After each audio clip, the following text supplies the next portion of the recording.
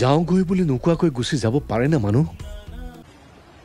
আজিৰ পৰা মোৰ কোনো জাতি নাই, মোৰ কোনো ধৰ্ম নাই, মোৰ কোনো ভগৱান নাই। সেয়া নিয়তিৰ খেলা নে সময়ৰ আহ্বান? মৃত্যু ইমান ভয়ানক, ইমান দুখজনক। সঁচাই মৃত্যু এটা শিল্প হয়নে?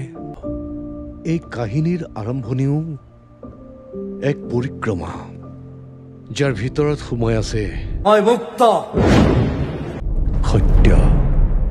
জন্ম আৰু মৃত্যুৰ পৰিক্ৰমাত মৃত্যু চিৰন্তন।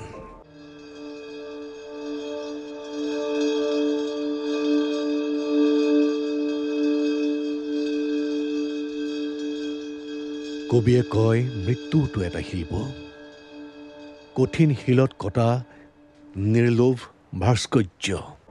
এই পৰিক্ৰমাৰ মাজত চিৰৈ যায় সেয়া সত্য। ঘূৰি আহক বুলি ক'বলৈ যেন একো নাই মোৰ হাতত, আছে মাথো একাজুলি অশ্ৰু আৰু শ্ৰদ্ধা।